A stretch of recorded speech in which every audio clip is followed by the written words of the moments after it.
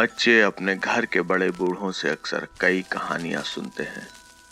कई बार वो कहानियां इसलिए सुनाई जाती हैं ताकि हमें अच्छे संस्कार मिलें और हम सही गलत में फर्क कर सकें। हालांकि कुछ कहानियां ऐसी भी होती हैं जो कि हमें अंदर तक डरा देती हैं, मगर कभी कभी वो सच भी हो जाती हैं। सुमित के दादाजी भी उसे अक्सर भूत, प्रेत, परियों की कहानियां सुनाते रहते थे। सुमित को ऐसी कहानियां सुनना बहुत अच्छा लगता था, पर कभी कभी उसे रात में डर भी लगता था। उसके दादाजी ने उसे एक बार एक कहानी सुनाई थी, गांव के एक सूखे हुए कुएं की, जहां कोई रहता था। वो कहानी उतनी डरावनी तो नहीं थी, पर सुमित को जो बात चुभती थी वो ये थी कि उसके दादाजी उसे उस कुएं के पास जाने को मना क्यों करते थे। उसने एक दो बार अपने मम्मी पापा से भी उस कुएं के बारे में पूछा, मगर उन्होंने भी उसे वहां जाने से मना कर दिया। एक शाम सुमित गांव के अपने कुछ दोस्तों के साथ पकड़म पकड़ाई खेल रहा था। वो 4-5 लड़के खेलते खेलते दूर निकल आए थे। उन बच्चों को पता ही नहीं चला कि कब वो गांव के पीछे की तरफ आ गए थे। सारे बच्चे थोड़ा सहमे हुए इधर उधर देख रहे थे। हर तरफ बस घने पेड़ और झाड़ियां ही दिख रहे थे। इतने में एक बच्चा बोला, अरे वो देखो, वो कुआं। ये सुनते ही सुमित के कान खड़े हो गए। वो हमेशा से ही उस कुएं को देखना चाहता था। सुमित के मन में बहुत कुछ चल रहा था। उसे थोड़ा डर भी लग रहा था। सारे बच्चे भागते हुए उस कुएं के पास पहुंच गए और उसके अंदर झांकने लगे। सुमित भी कौतूहल से उसके अंदर देखने लगा, पर उस कुएं में पानी तो था ही नहीं, बस थोड़ा सा कीचड़ और हरी काई जमी हुई थी। ये देखकर सुमित के मन से डर निकल गया। वो अपने दोस्तों से कहने लगा, मेरे दादाजी तो कहते हैं यहाँ भूत है, पर यहाँ तो कुछ भी नहीं। सब बच्चे ये सुनकर हंसने लगे और इधर उधर की बातें करने लगे। शाम अब ढल रही थी, तो सारे बच्चे वहां से जल्दी निकलने के चक्कर में थे। सुमित भी तेज कदमों से वापस जाने लगा। वो 2-4 कदम ही चला था कि पीछे से किसी ने उसे आवाज दी, सुमित। आवाज सुनकर सुमित चौंका और उसने पीछे पलट कर देखा। वहां कोई था तो नहीं, मगर सुमित ने अपना नाम सुना था। उसने अपने दोस्तों की तरफ देखा तो सब अपने में मगन थे। ऐसा लगता था किसी और को वो आवाज सुनाई ही नहीं दी। सुमित ये सोच ही रहा था कि उसे अपने कानों में फिर से वही आवाज सुनाई दी, सुमित। अब की बार सुमित ने अपना नाम पक्का सुना था। वो कुएं की तरफ बढ़ा। उसके दोस्त रुककर देखने लगे कि वो कर क्या रहा है। सुमित कुएं के पास गया और देहरी पर उसे एक छोटी सी डिब्बी दिखी। वो डिब्बी पहले तो वहां नहीं थी, पर सुमित ने उसे उठाकर जेब में रख लिया। उसने इधर उधर देखने की कोशिश की कि उसका नाम लेकर कौन बुला रहा था, पर वहां कोई नहीं था। सुमित के दोस्तों ने उससे पूछा कि उसने जेब में क्या रखा है, तो उसने कुछ नहीं बताया और घर चलने की बात कहकर टाल दिया। सुमित ने अपने हाथ अपने जैकेट की जेब में डाले हुए थे और उस टिबिया को कसकर पकड़ा हुआ था। घर पहुंचकर सुमित ने खाना खाया और होमवर्क करने बैठ गया। सुमित ये भी जानता था कि अगर उसके घर पर किसी को भी पता चला कि वो उस कुएं के पास गया था तो उसे बहुत डांट पड़ेगी। रात को सुमित खाना खाकर लेट गया, पर उसे नींद नहीं आ रही थी। सुमित लेटा हुआ सोने का नाटक कर रहा था। उसे तो बस उस टिबिया को खोल कर देखना था कि आखिर उसमें था क्या। जब उसे पक्का भरोसा हो गया कि सब लोग सो गए हैं, तो वो दबे पांव बिस्तर से उठा और दीवार पर टंगी अपनी जैकेट से वो डिबिया निकाल लाया। सुमित उस डिब्बी को लेकर रजाई में दुबक गया। उस डिबिया पर थोड़ी मिट्टी लगी हुई थी, जिसे उसने हाथ से साफ किया। देखने में तो वो डिबिया मामूली ही थी, पर उस पर चारों तरफ एक लाल धागा बंधा हुआ था। वो धागा इतनी बार लपेटा गया था कि सुमित को 1-2 मिनट तो उसे खोलने में ही लग गए। धागे की हर गांठ को खोलने के साथ ही सुमित का कौतूहल बढ़ता ही जा रहा था। सुमित के मन में चल रहा था कि आखिर इस डिबिया में ऐसा क्या है कि इस पे इतनी सारी गांठें लगाई होंगी। आखिर उस धागे की आखिरी गांठ को भी सुमित ने खोल दिया और जल्दी से उस डिबिया का ढक्कन हटा दिया। मगर ढक्कन खोलते ही सुमित की सारी उम्मीदें धरी की धरी रह गईं। ना तो उसमें कोई खिलौना था, ना तो कोई लॉकेट, सोना चांदी और ना ही पैसे। उस डिबिया में तो बस एक बालों का गुच्छा और थोड़ा सा सिंदूर बिखरा हुआ था। सुमित ये देखकर बहुत निराश हुआ। वो भारी मन से बिस्तर से उठा और धीरे से खिड़की खोलकर उसने वो डिबिया बाहर झाड़ियों में फेंक दी। इस बात को अब 2-4 दिन हो गए थे और सुमित का मन भी ये सब भूलकर अपने स्कूल और दोस्तों में लग चुका था। वो अक्सर सोचता था कि उसके दादाजी तो बेवजह ही उसे उस कुएं के पास जाने से मना करते हैं। वहां तो कुछ है ही नहीं। अब तो वो बिना डरे वहां चला जाता और घंटों अपने दोस्तों के साथ खेलता रहता। एक शाम सुमित और उसके कुछ दोस्त उस कुएं के पास क्रिकेट खेल रहे थे कि तभी एक लड़के ने जोर से शॉट मारा तो बॉल सीधा कुएं में जा गिरी। सबका मूड खराब हो गया कि अब नई बॉल कहां से लाएं। उस कुएं से तो बॉल वापस आ नहीं सकती और अब शाम भी हो चुकी थी, तो सब बच्चे मुंह बनाकर वहां से जाने लगे। सुमित भी घर आकर अपना होमवर्क करके सो गया। जब सुमित सुबह उठा तो उसके सिरहाने एक गेंद रखी हुई थी। ये वही गेंद थी जो पिछली शाम कुएं में गिरी थी। सुमित ने अपने पापा से भी उस गेंद के बारे में पूछा तो उन्हें भी कुछ पता नहीं था। सुमित ने ज्यादा सोचा नहीं और शाम को वो जब अपने दोस्तों से मिला तो बड़ी शान से बोला, ये देखो, मुझे गेंद मिल गई। सारे बच्चे हैरानी से उसकी तरफ देख रहे थे। उन्होंने सुमित से पूछा कि ये गेंद आखिर उसे कैसे मिली, तो उसने कह दिया कि उसके दादाजी ने उसे ढूंढ कर दी है। मगर उन बच्चों को सुमित का ये बहाना कुछ समझ नहीं आया, क्योंकि वो गेंद तो सबके सामने उस कुएं में गिरी थी और कोई भी 20-30 रुपए की एक गेंद के लिए उस कुएं में तो नहीं उतरेगा। मगर उन बच्चों ने सुमित से कुछ कहा नहीं। वो सब खेलने में लग गए और देर शाम होते ही सब अपने अपने घर वापस लौट गए। मगर अगली सुबह जो हुआ तो सुमित स्कूल नहीं जा पाया। जब वो सोकर उठा तो गांव में हड़कंप मचा हुआ था, क्योंकि सुमित का एक दोस्त अपने घर से गायब था। ना तो उस घर में कोई जबरदस्ती घुसा था, ना ही वहां किसी तरह की हाथापाई के कोई निशान थे। वो बच्चा तो बस जैसे अपने बिस्तर पर सोया ही नहीं। गांव में पंचायत बुलाई गई। वहां सब अपने अपने शक जता रहे थे। कोई कह रहा था कि कोई जानवर उठा ले गया, कोई कह रहा था कि जाती दुश्मनी में किसी ने अगवा कर लिया, कोई कुछ तो कोई कुछ, मगर किसी के पास कोई पुख्ता जानकारी नहीं थी। पुलिस में रिपोर्ट दर्ज करा दी गई और पुलिस ने भी पूरी कोशिश की, मगर उन्हें कोई सुराग नहीं मिला।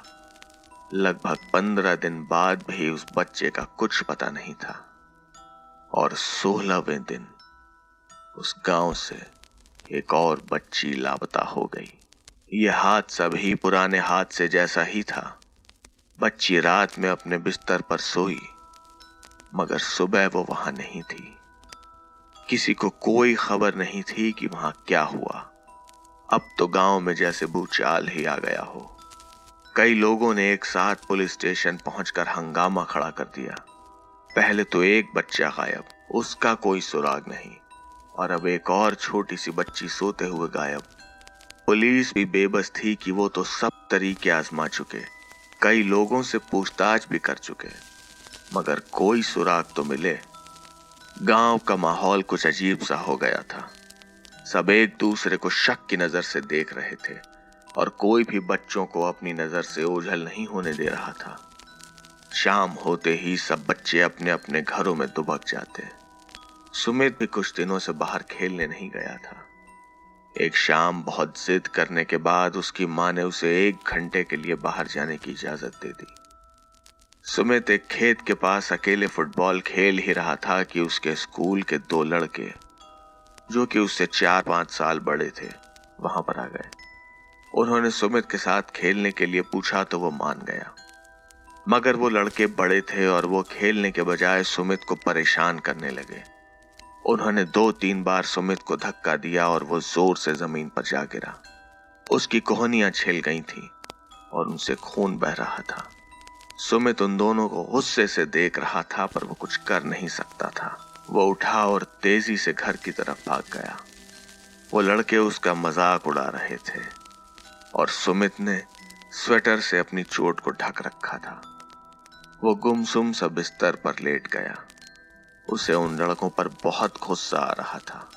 तभी देर रात उसके खिड़की पर टक टक की आवाज हुई। 2-3 बार हुई इस आवाज से उसकी नींद खुल गई। उसने पर्दा हटाया तो एक बूढ़ी औरत उसकी खिड़की के बाहर खड़ी थी। उसने एक गंदा सा काला कंबल ओढ़ रखा था और देखने से वो लगभग 80-85 साल की तो लग ही रही थी। पहले तो सुमित थोड़ा डर गया, पर जब उसने ध्यान से देखा तो उस बूढ़ी औरत में उसे कुछ भी डरावना नहीं लगा। उसने उससे पूछा, आप कौन हो और इतनी ठंड में बाहर क्यों खड़ी हो? वो बुढ़िया बोली, तुम मुझे दादी कह सकते हो। मैं तो तुम्हारे लिए ही यहाँ आई हूँ। सुमित ने पूछा, मेरे लिए? वो बूढ़ी औरत बोली, हाँ, तेरे लिए। सुबह वो लड़के तुझे परेशान कर रहे थे ना, मैंने सब देखा था। बता तो, क्या मैं उन्हें सबक सिखाऊं? तू बस हाँ बोल और वो तुम्हें कभी परेशान नहीं करेंगे। सुमित खुश हो गया और बोला, हाँ, वो लड़का मेरे ही स्कूल में पढ़ता है। उन्होंने मुझे गिरा दिया था। मैं उनसे बदला लेना चाहता हूँ। क्या आप मेरी मदद करोगी? उसने जवाब दिया, क्यों नहीं, मैं तेरे ही लिए तो यहाँ आई हूँ। मगर मेरे बारे में किसी से कुछ कहना मत। ये राज तेरे मेरे बीच में ही रहना चाहिए। मैं तुझसे मिलने फिर आऊंगी इसी वक्त। इतना कहकर वो औरत धीरे धीरे चलते हुए वहां से निकल गई। सुमित मन ही मन खुश हो रहा था कि चलो कम से कम वो लड़के अब किसी और को परेशान तो नहीं करेंगे। अगली सुबह वो स्कूल जाने के लिए तैयार हो रहा था कि उसके पापा ने उसे बताया कि किसी वजह से आज स्कूल बंद है। सुमित खुश हो गया कि चलो आज खेलने को मिलेगा। मगर जब वो अपने दोस्तों से मिलने बाहर निकला तो गांव का माहौल कुछ अलग था। सब डरे हुए थे और तरह तरह की बातें बना रहे थे। जब सारे लड़के आपस में मिले तो पता चला कि गई रात उन्हीं 2 लड़कों की मौत हो चुकी है। सबसे ज्यादा परेशान तो सुमित ही था कि उसे लग रहा था कि कहीं उस बुढ़िया ने तो ऐसा नहीं किया, पर वो तो इतनी बूढ़ी है, वो ऐसा कैसे कर सकती है? वो तो इतना धीरे धीरे चल पाती है।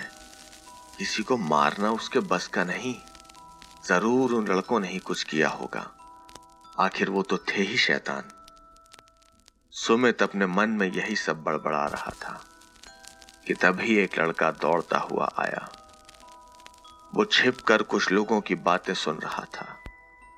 उसने बताया कि वो दोनों लड़के अपने अपने बिस्तर पर मरे हुए मिले हैं।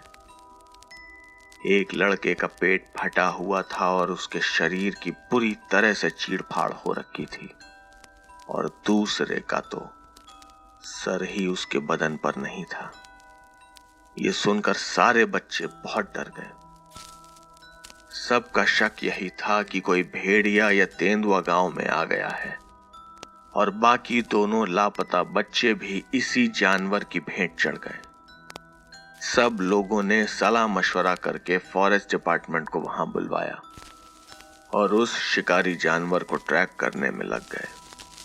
फॉरेस्ट डिपार्टमेंट से एक ऑफिसर और 3 कांस्टेबल आए थे और उनके पास वो सारे औजार थे जो कि किसी भी शिकारी जानवर को पकड़ने के लिए काम में लाए जा सकते थे। गांव के लोगों ने भी अपनी अपनी तैयारी कर ली थी, मगर उस जानवर को पकड़ने की जल्दी में गांव वाले और फॉरेस्ट ऑफिसर्स 2 बातों पर ध्यान देना भूल गए थे।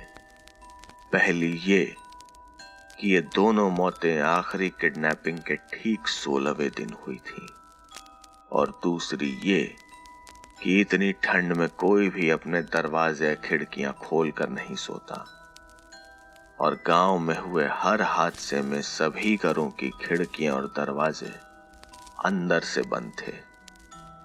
तो फिर कोई जानवर अंदर आकर किसी को कैसे मार सकता था? अगर वो किसी तरह अंदर आ भी जाता तो जाते वक्त तो वो खिड़की या दरवाजा अंदर से बंद नहीं कर सकता था। उधर सुमित अंदर ही अंदर डर रहा था कि ये सब कल उस बुढ़िया से बात करने के बाद ही हुआ है। वो अपने बिस्तर पर लेटा सोच रहा था कि अब वो उससे कभी बात नहीं करेगा। वो अभी सोया भी नहीं था कि उसकी खिड़की पर खटखटाहट हुई। फिर से वही जानी पहचानी आवाज सुनाई दी, खट खट खट खट। सुमित को अब थोड़ा डर लग रहा था। वो आवाज दोबारा आई।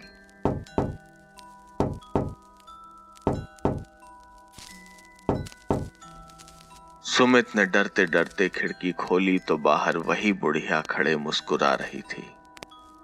सुमित कुछ कहता इससे पहले ही वो बुढ़िया बोली, वो दोनों लड़के अब तुझे कभी परेशान नहीं कर पाएंगे। सुमित की आंखें फटी रह गईं। उसके मुंह से शब्द नहीं निकल रहे थे। वो कहना तो बहुत कुछ चाह रहा था, पर उसका शरीर ठंडा पड़ गया था।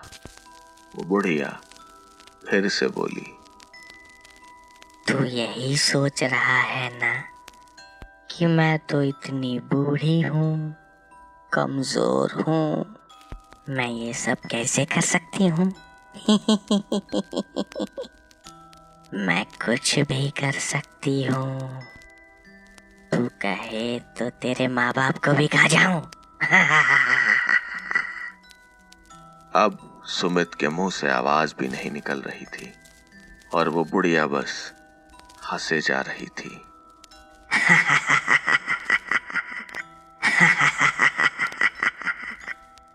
अपनी पूरी ताकत लगाकर सुमित ने खिड़की बंद कर दी और पर्दा लगा दिया। सुमित बहुत ज्यादा डर गया था। वो अंदर ही अंदर उन दोनों लड़कों की मौत का जिम्मेदार खुद को ही मान रहा था। तभी किसी ने उसके कान के पास कहा, तू डर मत, मैं तुझे अभी कुछ नहीं करूंगी। तेरी बारी तो सबसे आखिर में आएगी, बस तू देखता जा। अब हर 16वें दिन एक बच्चा, जब तक 15 पूरे नहीं हो जाते।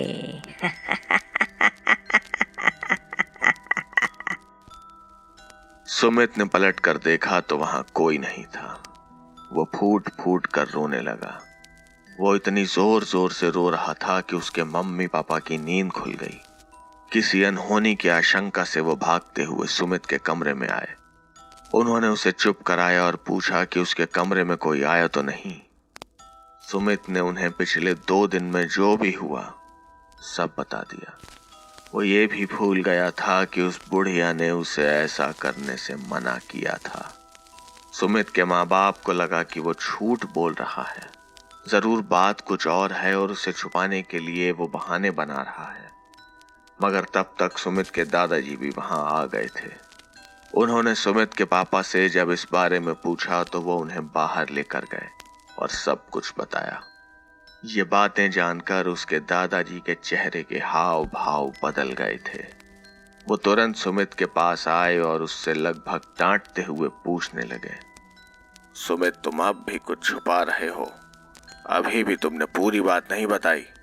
अपने दादाजी की डांट सुनकर सुमित और जोर से रोने लगा, मगर उसके दादाजी तो रुक ही नहीं रहे थे। उन्होंने सुमित को कंधों से पकड़कर उठाया और कहा, सुमित, तुम्हें वो डिबिया कहाँ मिली थी?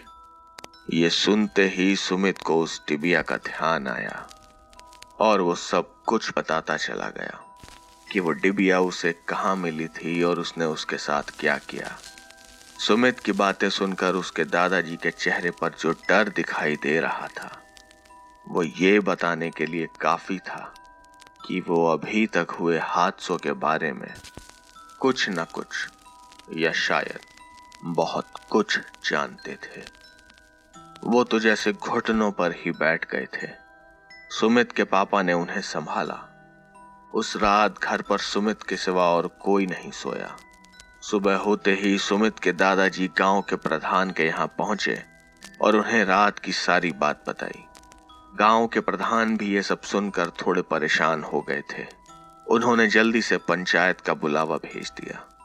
हालांकि वो चाहते थे कि गांव में यह बात ज्यादा ना फैले, क्योंकि इससे अफरा तफरी भी मच सकती थी। मगर एक छोटे से गांव में जहां ऐसी खौफनाक वारदात हो चुकी हो, वहां कोई बात ज्यादा देर तक कहां छुप सकती है।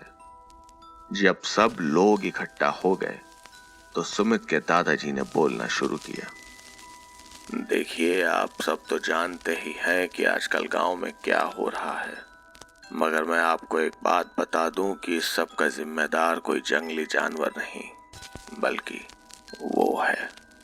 आज से करीब 60-70 साल पहले जब मेरे परदादा जिंदा थे, तब हमारे गांव में ऐसा ही कुछ पहले भी हुआ था। मैं तब काफी छोटा था, मगर मुझे जितना याद है, हमारे गांव से हर 15 दिन में एक बच्चा गायब हो जाता था।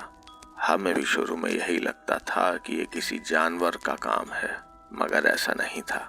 हमारे घर के सभी लोगों ने उसे अपनी आंखों से देखा है, बल्कि मैं खुद उसका शिकार होते होते बचा था।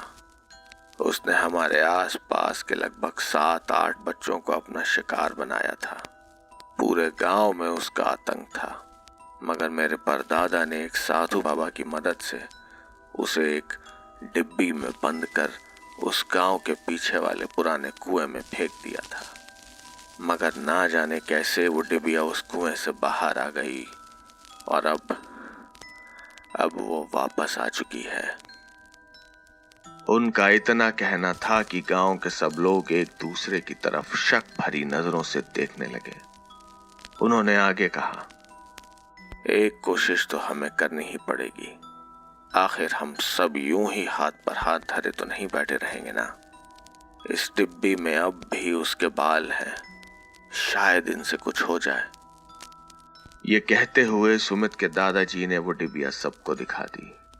उस डिबिया में अभी भी उसके बाल पड़े हुए थे। लोग सदमे में थे कि आखिर इस बला से निपटा कैसे जाए, क्योंकि ऐसी शक्तियों से वो सीधे सीधे तो लड़ भी नहीं सकते। मगर शायद सुमित के दादाजी के दिमाग में कोई तरकीब थी। उन्होंने कहा, देखिए, आप लोग हिम्मत मत हारिए। हमारे पास अभी भी 13 दिन है। हम कोई ना कोई हल जरूर निकाल लेंगे। उनकी बात सुनकर सबको थोड़ी हिम्मत आई। लोगों ने इधर उधर फोन घुमाना शुरू किया और सब किसी सिद्ध तांत्रिक की खोज में लग गए। आखिर उनके पास आज का दिन मिलाकर अब भी कम से कम 13 दिन थे। सुमित के दादा गांव के प्रधान के साथ पास ही शमशान में रहने वाले एक बाबा से मिलने पहुंचे। उस डिबिया को देखकर उस बाबा के भी होश उड़ गए। उन्होंने तुरंत वो डिबिया उनसे जेब में रख लेने को कहा। उस बाबा ने उन्हें बताया कि जिसने भी उस शक्ति को बांधा होगा वो कोई साधारण व्यक्ति नहीं होगा, और ऐसे असाधारण लोग आज के जमाने में कहाँ मिलेंगे। वो शमशान वाला बाबा जैसे वहां से जल्दी से उठा और अंदर चला गया।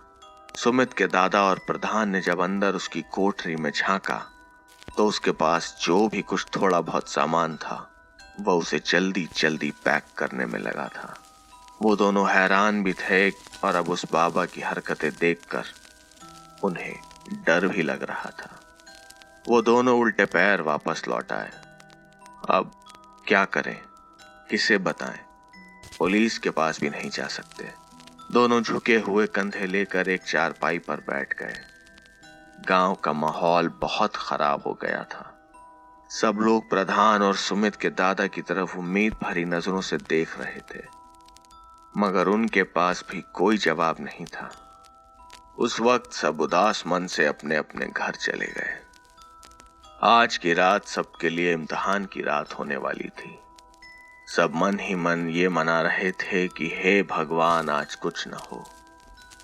मगर लोग अक्सर भूल जाते हैं कि भगवान को पूरी दुनिया का ख्याल रखना पड़ता है और कभी कभी उनके पास भी वक्त नहीं होता। और आज रात कुछ ऐसा ही हुआ, और वो भी सुमित के घर। यहां आज किसी को नींद तो आ नहीं रही थी। सुमित डर रहा था कि वो चुड़ैल न जाने उसे कब और कैसे मारेगी, और उसके घर वालों को इस बात का डर था कि अगर वो चुड़ैल वहां आ गई तो वो क्या करेंगे। देर रात जब सब ऊँग रहे थे तभी अचानक वहां एक बच्चे के रोने की आवाज गूंजने लगी। सबकी नींद तुरंत ही टूट गई। सब एक दूसरे की तरफ सवाल भरी नजरों से देखने लगे। वो आवाज बाहर से आती हुई लग रही थी, मगर सब यही सोच रहे थे कि रात के इस वक्त ये बच्चा यहाँ कैसे आया। आखिर कौन होगा जो इस बच्चे को यहाँ इतनी रात में छोड़ गया।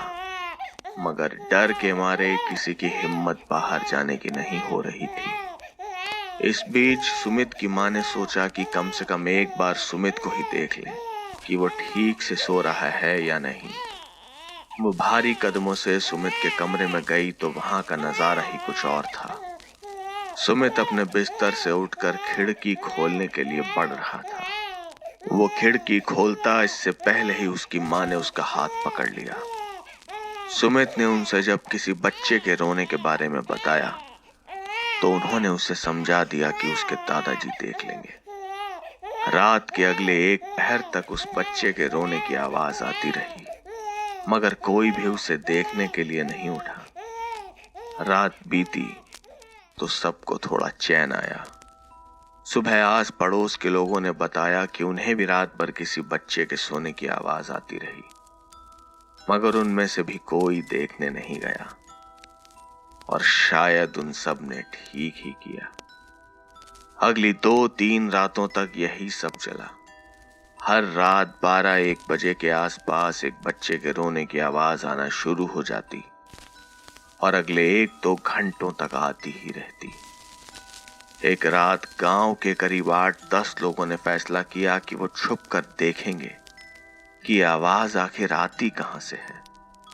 चूंकि गांव में ज्यादातर घर काफी पास पास होते हैं, इसीलिए छुपने के लिए किसी को ज्यादा मशक्कत नहीं करनी पड़ी। कोई घर की छत पर छुप गया तो कोई अहाते की दीवार के पीछे। इस बार सुमित के दादाजी भी अपनी बंदूक लेकर अपने घर की छत पर चुपचाप बैठे हुए थे।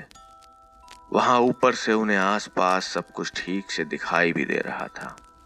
तभी बहुत भारी भारी पंखों की आवाज से सबका ध्यान ऊपर की तरफ गया। एक बहुत बड़ी चिड़िया जैसा कुछ आसमान में उड़ता हुआ वहां से गुजरा और पास के एक पेड़ पर बैठ गया। उसकी लंबाई कम से कम 7 फीट तो रही होगी। सब लोग आंखें फाड़ कर उसे देख रहे थे। किसी को भी अपनी आंखों पर भरोसा नहीं हुआ कि वो क्या देख रहे हैं। मगर उस चिड़िया के पेड़ पर बैठने के बाद जो उन्होंने देखा वो और भी चौंकाने वाला था। उस चिड़िया जैसी चीज की शक्ल तो किसी बदसूरत औरत जैसी थी और उसका पूरा शरीर कोयले जैसे काले पंखों से ढका हुआ था। उसके पंजे इतने बड़े थे कि वो आसानी से किसी भी आदमी को उठाकर उड़ जाती। वो जो भी चीज थी किसी जीते जागते श्राप से कम नहीं थी। डाल पर बैठने के कुछ पल बाद ही उसने जोर जोर से बच्चे की आवाज में रोना शुरू कर दिया। जो भी लोग ये देख रहे थे वो अपनी जगह पर डर के मारे जमे हुए थे। उससे मुकाबला करना तो दूर, किसी में इतनी हिम्मत भी नहीं थी कि शोर मचाकर भीड़ इकट्ठा कर सके। सुमित के दादाजी भी कम डरे हुए नहीं थे। बड़ी हिम्मत करके उन्होंने किसी तरह अपनी बंदूक उठाई और उस पर निशाना लगाया। उनके ट्रिगर दबाते ही गोली सीधा उसके भारी भरकम पंख में जाकर लगी, मगर उसे तो जैसे कुछ हुआ ही नहीं। उसके लिए वो गोली लगना ऐसा था जैसे किसी ने उसे कंचा फेंक कर मारा हो, और अगले ही पल वो जोर जोर से हंसने लगी।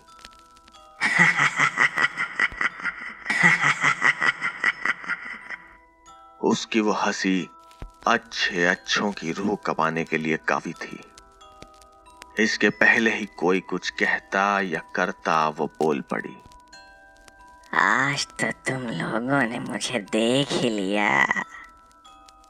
बुढ़े तू तो बड़ा चालाक है, पर आखिर कब तक तू अपने पोते को बचा पाएगा? बोल, कभी न कभी तो मैं उसे पकड़ कर ही रहूंगी।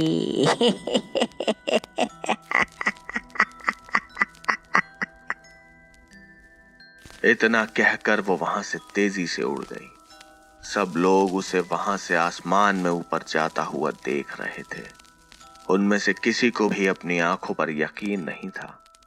सुमित के दादाजी भी अब नीचे आए और जाने क्या सोचकर वो बाकी लोगों से बोले,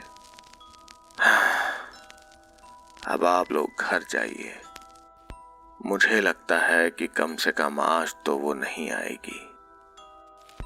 उसके बाद गांव में कई लोग रातों को बारी बारी से पहरेदारी करने लगे, मगर काफी साल बीत जाने पर भी ऐसी कोई वारदात दोबारा नहीं हुई।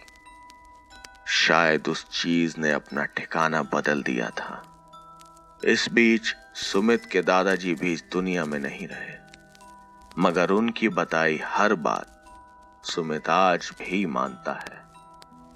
वो रात को कभी भी कहीं भी अकेला नहीं आता जाता, और हर बार जब कोई उल्लू या चमगादड़ उसके ऊपर से उड़कर गुजरता है तो सालों पहले हुआ वो हादसा उसे याद दिलाता है कि भूत होते हैं।